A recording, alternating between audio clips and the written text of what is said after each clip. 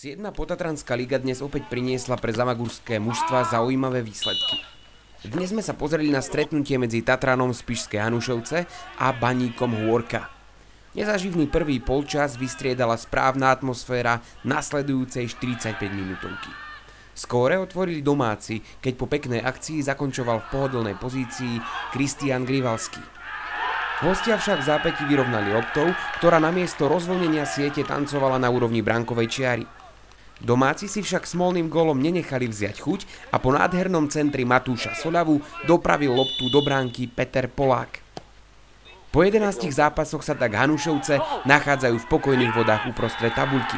Starovešťania dnes zdolali Janovce rozdielom triedy 1-5. Ďalšie mužstvo Zamaguria, Mladosť Matiašovce, v 8. potatranskej lige doviezlo z obce Dúbrava výborný víťazný výsledok 3-5. Na budúci týždeň vyberáme stretnutie Starovešťanov, ktorí si chcú pozíciu v tabuľke vylepšiť v dueli proti Spišskej Teplici.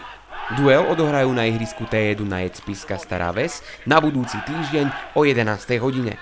Lukáš Marhevka, Zamagurské noviny.